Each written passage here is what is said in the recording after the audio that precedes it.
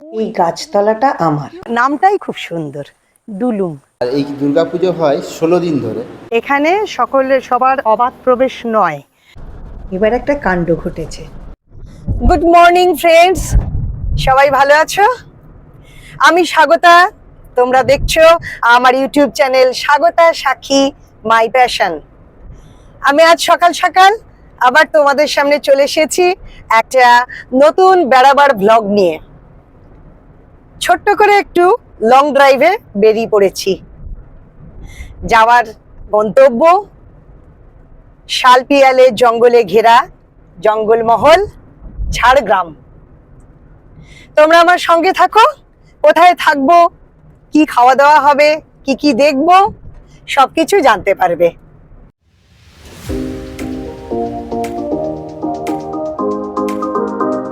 Kolaghat bridge cross করছি। যাওয়ার পথে আমরা এবার দাঁড়ালাম একটু সকালে ব্রেকফাস্টটা করার জন্যে। কোলাঘাটের এইখানটায় মোটামুটি যারা লং ড্রাইভে যায় সকালে ব্রেকফাস্টের জন্য এখানেই আসে। এখানে পরপর লাইন দিয়ে অনেকগুলো রেস্টুরেন্ট রয়েছে। এই রাধাকৃষ্ণ রেস্টুরেন্টে আমরা যাচ্ছি, যাই দেখি ভেতরে গিয়ে কি ব্রেকফাস্ট পাওয়া যায়।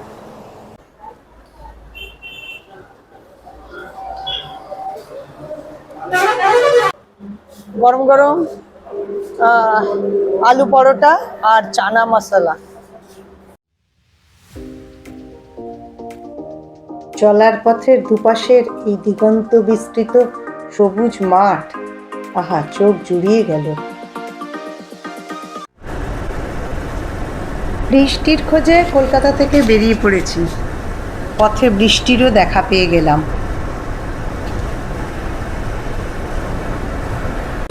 সম্বলপুর, বড়াগোড়া, তারপর নাগপুর। হ্যাঁ, আবার বৃষ্টি থেমে গেছে।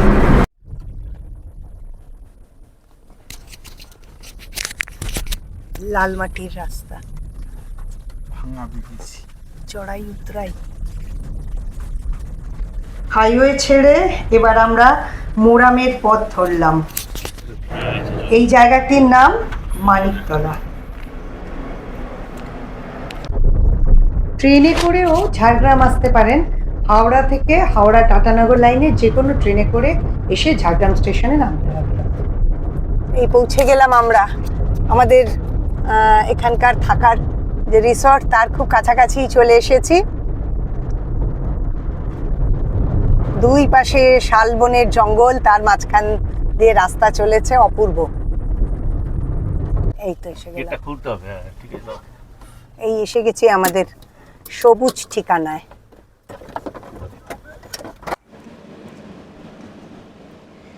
এই হলো আমাদের দুদিনে ঝাড়গ্রাম বেড়ানোর প্রথম দিনের আস্তানা, সবুজ ঠিকানা হোমস্টে।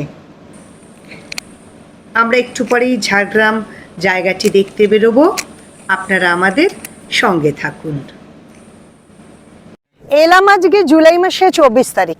ভাবলাম বৃষ্টি হবে, এবং রাস্তা দিয়ে সকালে যখন এলাম বেশ সুন্দর মেঘলা, মাঝখানে একটু ঝিরঝিরে বৃষ্টিও পেলাম, খুব ভালো ওয়েদার ছিল। কিন্তু এখানে আসার পর দেখলাম এই যে আকাশে রোদ উঠে, মানে বৃষ্টি তো নেই, একটা একটু হিউমিডিটি রয়েছে। তো সেটাই এখনো আশায় আছি, যদি সন্ধ্যেবেলা একটু বৃষ্টির দেখা পাই। আর বর্ষাকালে এসেছি, এই শালের জঙ্গলের মধ্যে সুন্দর বৃষ্টি দেখবো বারান্দায় বসে। সেই ইচ্ছেটা কতটা পূরণ হবে জানি না, অবশ্য দেখা যাক।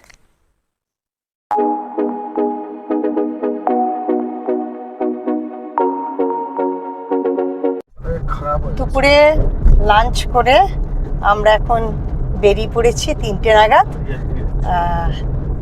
চিল্কিগড়, তারপরে ওখানে একটা রাজবাড়ি আছে, আর কনক দুর্গা মন্দির, ডুলুং নদী, এগুলো দেখতে যাচ্ছি।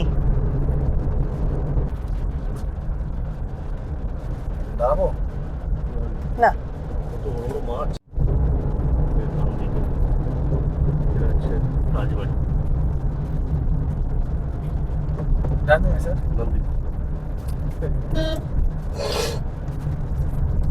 রাজবাড়ি, চিল্কিগড় রাজবাড়ি ফেরার সময় দেখব। ওই যে দেখা যাচ্ছে চিল্কিগড়ের কনক দুর্গা মন্দিরের গেট।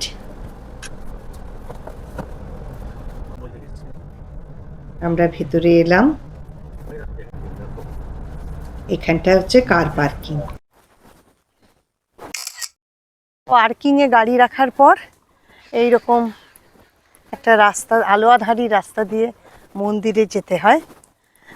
সিমেন্টের রাস্তা, রাস্তাটা বাঁধানো, কিন্তু দুই পাশে এত গাছ, একদম অন্ধকার অন্ধকার, তো বেশ ভালোই লাগছে। পুরো গাছের মধ্যে দিয়ে আমরা যাচ্ছি। এটা কেন্দু গাছ। এই কেন্দু গাছের পাতা দিয়ে বিড়ি বাঁধা হয়। এই যে সামনেটাও দেখাচ্ছি।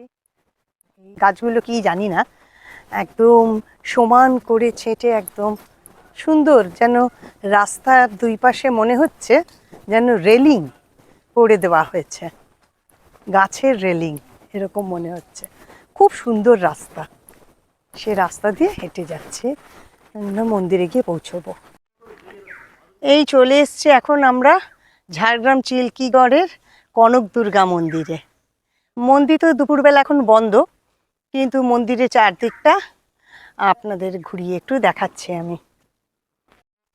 ঝাড়গ্রাম শহর থেকে প্রায় 14 কিলোমিটার দূরে টুলুং নদীর তীরে ঘন জঙ্গলের মধ্যে অবস্থিত 500 বছরের পুরনো এই কনক দুর্গা মন্দির। চিল্কিগড়ের রাজা গোপীনাথ স্বপ্নে এক মাতৃমূর্তির দর্শন পেয়েছিলেন, তারপরেই এই মন্দিরটি স্থাপন করেন। মন্দিরটির পাশে একটি চিলড্রেন্স পার্কও রয়েছে। এই দুর্গা মায়ের মন্দির খুব জাগ্রত, সারা বছরই ভক্তের আনাগোনা লেগেই থাকে, তবে দুর্গাপুজোর সময় খুব ভিড় হয়। কথিত আছে এক সময় এখানে নরবলি হতো, এখন অবশ্য মোষ বলি আর পাঠা বলিই হয়। এখানে মা দুর্গা চতুর্ভুজা অশ্বারোহিণী।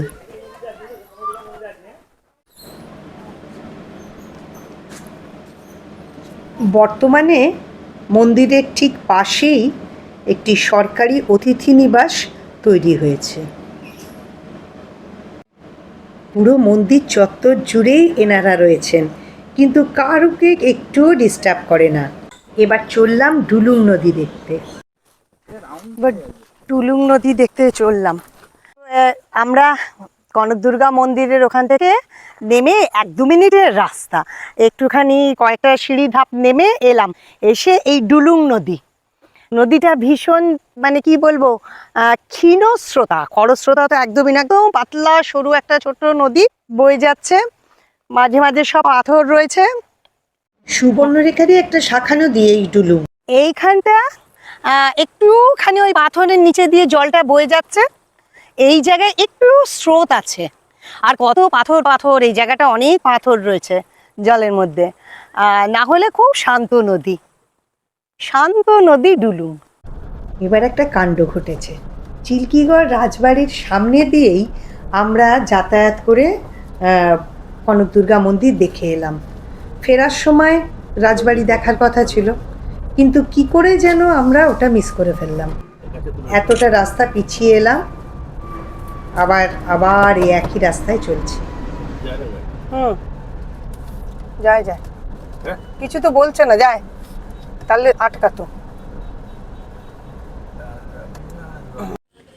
এই চিল্কিগড় রাজবাড়ি এখন একদম ভগ্নদশা। অনেকটা বড় জায়গা নিয়ে কিন্তু এই রাজবাড়ির পুরো প্রপার্টি। প্রায় 300 বছরের পুরনো এই রাজবাড়ি। রাজা গোপীনাথ সিংহ এই রাজবাড়িটি তৈরি করেছিলেন। এই হচ্ছে গেট, ওই গেট দিয়ে আমরা এলাম। এই হলো রাজবাড়ির আউট হাউস আর সার্ভেন্টস কোয়ার্টার।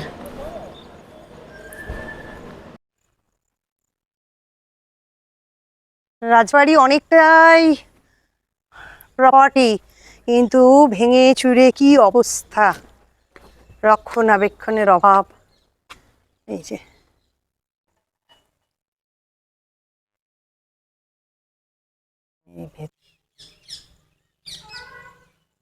রাধাকৃষ্ণ মন্দির।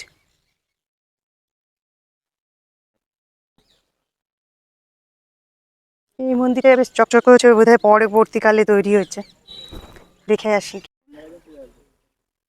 জানা গেল এটি মহাদেবের মন্দির। চিল্কিগড়ের রাজবাড়ির এই রাধাকৃষ্ণ মন্দিরটি আমার খুব ভালো লাগলো। ইটগুলো কিন্তু কত প্রাচীন ইট, সেজন্য সব ইটের গাঁথনিগুলো ঠিক রয়েছে। ওপরে পলেস্তারা খসে গেছে বটে, কিন্তু ইটের গাঁথনি ঠিক আছে। লোহার গেটটিও অক্ষত, মানে অনেকটাই ভাঙাচোরা হয়ে গেছে, তবুও খুবই ভালো লাগলো দেখে। স্ট্রাকচারটা খুব সুন্দর। যাই এ পাশটা একটু দেখে আসি। এই ভগ্নদশা বিল্ডিংটা একসময় কীরকম ছিল একটু দেখে আসি। পুরনো রাজবাড়ির ধ্বংসাবশেষ।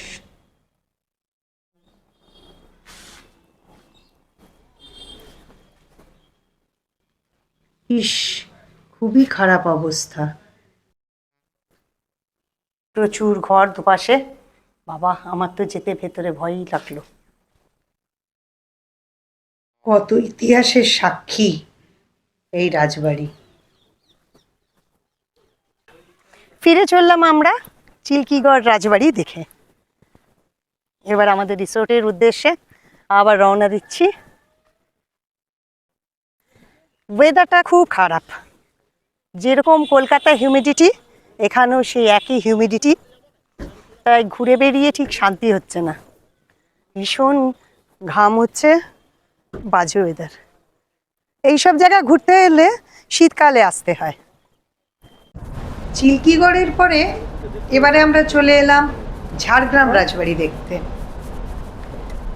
তবে এই রাজবাড়ির ভেতরে গিয়ে পুরোটা দেখা যায় না, বাইরে থেকেই দেখতে হয়। ঝাড়গ্রাম রাজবাড়িতে এসেছি, এখানে সবার অবাধ প্রবেশ নয়। যারা এটাকে এখন হেরিটেজ হোটেল হিসাবে ব্যবহার করা হয় এই রাজবাড়িটাকে। যারা এই হোটেলে থাকে, ভেতরে গেস্ট হাউস হোটেল এসবে, তারাই একমাত্র ভেতরটা ঘুরে ঘুরে দেখতে পারে। তা আমরা আর ভেতরটা পুরোটা দেখতে পেলাম না, ওই বাইরে থেকেই যতটা দেখা যায় তাই আর কি দেখলাম।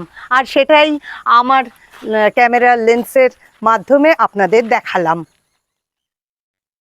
আপনারা যদি রাজবাড়িটা ভেতরটা পুরোটা দেখতে চান, তাহলে যখন ঝাড়গ্রাম ঘুরতে আসবেন অবশ্যই করে এই হোটেলে একটা রাত অন্তত থাকবেন, বুকিং করবেন, তাহলে আপনারা রাজবাড়ির ভেতরটা পুরো দেখতে পারবেন।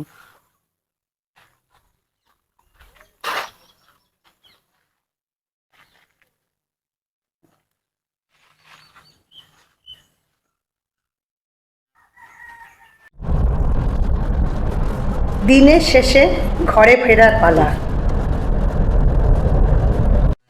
এবারে এলাম সাবিত্রী মন্দিরে। এই হলেন দেবী মা সাবিত্রী।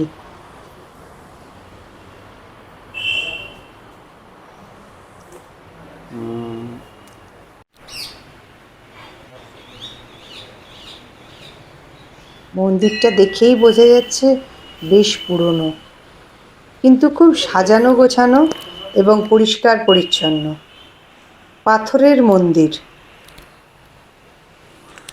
মন্দিরের পুরোহিত মশাইয়ের সঙ্গেও দেখা হয়ে গেল।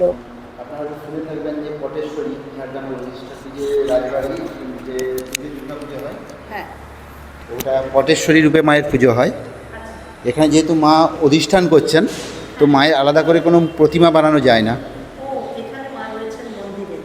হ্যাঁ, ওই জন্য মায়ের যে একই মায়ের রূপ যেহেতু, তাই আলাদা করে আর কোনো প্রতিমা বানানো যায় না মায়ের। তো এখানে যে ঘট আর পট, নবপত্রিকা, অস্ত্র, এই জিনিসটাই পুজো করা হয়। আর হ্যাঁ, হ্যাঁ, ওইটাই পটচিত্র। আর এই দুর্গা পুজো হয় 16 দিন ধরে, মানে জিতা অষ্টমীর দিন বেলবরণ হয়ে পরের দিন মাকে এখানে নিয়ে আসা হয়। এবার ওই দিন থেকে মহালয়ার আরও আগে জিতা অষ্টমীর দিন। ওই দিন থেকে মায়ের কন্টিনিউ পুজো হোম হতে থাকে।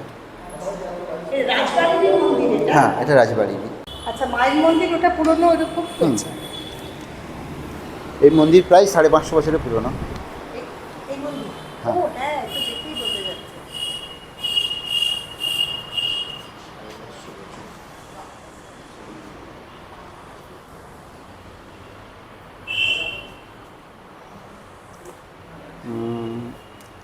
যে রাজস্থানের রাজপুত রাজারা ছিলেন, ওনাদের এক বংশধর হ্যাঁ। উড়িষ্যা জগন্নাথ দর্শনে যাওয়ার সময় এইখানে এসে বিশ্রাম নেন। আচ্ছা। এবং সেই সময় এইখানে জঙ্গল মানে ট্রাইবাল রাজা ছিলেন, মল রাজারা, তারা শাসন করতেন।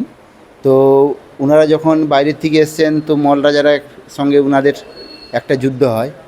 তো যত হলে রাজপুত তারা আধুনিক যেভাবে সজ্জিত, তাদের মল রাজাদেরকে সহজেই পরাজিত করেন এবং এইখানে নতুন করে ওনারা রাজ্য স্থাপন করেন। এবং সেই সময় ওনারা নিজেদের পদবি নেন মল্লদেব, মল রাজাদেরকে পরাজিত করে। কিন্তু পরে আবার কি হয়, মল রাজারা যারা পরাজিত হয়েছিলেন, এখন ওনারাও এই মন্দিরের সঙ্গে খুবই ভালোভাবে যুক্ত। আচ্ছা। আর তারপরে মা এখানে দর্শন দিয়েছিলেন। তো এবং দর্শন দেওয়ার পর তখন যে রাজা ছিলেন, উনি জানতেন না যে যাকে উনি দেখছেন উনি স্বয়ং মহামায়া বলে। তো ওনার সঙ্গে শর্ত হয় যে ওনাকে রাজবাড়িতে যেতে হবে। তো কিছু শর্ত দেন উনি, যে পিছনে তাকা চলবে না, প্রশ্ন করা চলবে না। তো এই রকম জায়গায় এসে রাজা শর্ত ভাঙেন। তো তখন দেখেন রাজা শর্ত যখন ভেঙে দেন, তখন রাজা ঘুরে তাকান, দেখেন যে উনি প্রবেশ করছেন মাটিতে। তো তখন উনি তাড়াতাড়ি ঘোড়া থেকে নেমে এসে ওনার চুল ধরেন, যে আটকাবেন। তো চুলটা যখন ধরেন, যে কেশ রাশি ওনার হাতে থেকে যায়, কিন্তু মা মাটির ভিতরে অন্তর্ধান হয়ে যান। তো পরে উনি স্বপ্ন পান এবং আকাশবাণী মানে বাণী শোনেন যে উনি হচ্ছেন আদ্যাশক্তি মহামায়া, এই স্থানে মন্দির করার জন্য। তো ওই যে ওনার হাতে যে চুলটা ছিল, ওই চুলটাকেই রেখে তার মন্দির করা হয়। হ্যাঁ, মূর্তিটা একটু পরে, অনেক পরে বসানো অবশ্যই আছে।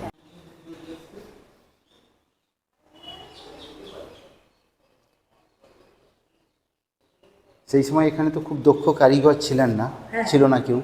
তো এইখানে যে ঝাড়গ্রাম বা এই ছোটনাগপুর অঞ্চলে যে বোল্ডার পাথর বা লোহার আকরিক পাথর যেটা পাওয়া যেত, ওই পাথর দিয়ে এই মন্দির বানানো হয়েছে। ঝাড়গ্রামের সাবিত্রী মন্দিরে এসেছি। প্রায় 550 বছরের পুরনো রাজবাড়ির এই সাবিত্রী মন্দির খুবই সাজানো গোছানো, খুব সুন্দর লাগলো। আর পুরোহিত মশাইয়ের কাছ থেকেও মন্দির সম্পর্কে অনেক কিছু জানতে পারলাম। আজকের মতো বেড়ানো শেষ, ফিরে এলাম সবুজ ঠিকানায়। আবার দেখা হবে কাল সকালে।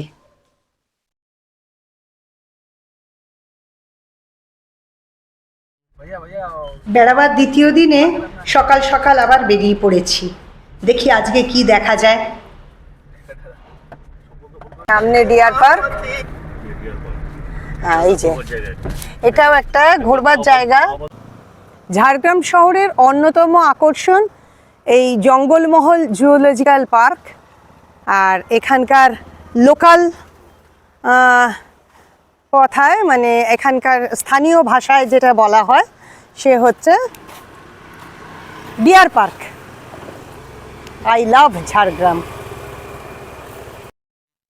এখানে সব লেখা রয়েছে। নভেম্বর থেকে ফেব্রুয়ারি সকাল 9টা থেকে বিকেল 5টা, মার্চ থেকে অক্টোবর 9টা থেকে 6টা এটা খোলা থাকে। আর অ্যাডাল্ট টিকিট 25 টাকা 12 বছরের উপরে, আর 3 থেকে 12 বছর 10 টাকা। আজকে বৃহস্পতিবার, এই ডিয়ার পার্ক বন্ধ, তাই আমরা দেখতে পেলাম না। ভারী সুন্দর ভেতরটা, এই বাইরেটা কি সুন্দর, খুবই সুন্দর। রাস্তার তুলনা নেই ঝাড়গ্রামে, খুবই ভালো রাস্তা। রাস্তার উল্টো দিকে এই শালবনের জঙ্গল। I love Jhargram, really.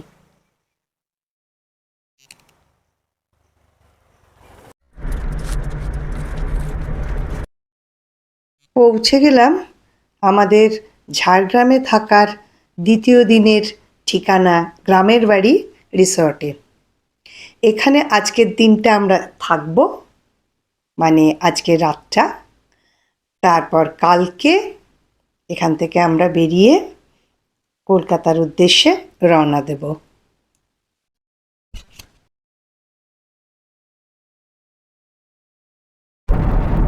আমাদের 2 দিনের ঝাড়গ্রাম সফর শেষ হলো। ছোট ছোট দেখার জায়গাগুলো দেখে এলাম, মন্দির, রাজবাড়ি, সব কিছু। তো আমার এই ভিডিও ভালো লাগলে আপনারা ঝাড়গ্রাম বেড়াতে অবশ্যই আসবেন, আর তার সাথে সাথে আমার এই চ্যানেলটিকে সাবস্ক্রাইব করতে ভুলবেন না, ভিডিওটিকে লাইক, শেয়ার, কমেন্ট দিতেও একটুও ভুলবেন না। বেল আইকনটা ক্লিক করে দেবেন যাতে আমার পরবর্তী বেড়ানোর ইনফরমেশনগুলো, ভিডিওগুলো সব আপনারা চট করে জানতে পারেন। আজকের মতো ব্লগটা এখানেই শেষ করছি। সবাই ভালো থাকবেন, আমার সঙ্গে থাকবেন। বাই। ঝাড়গ্রাম এবং তার কাছাকাছি অনেক জায়গারই অনেক কিছু এবার দেখা হয়ে উঠলো না। আবারও সময় সুযোগ করে আসবো, আবারও এরকম আনন্দ করে সব কিছু দেখবো। এবারকার মতো টাটা।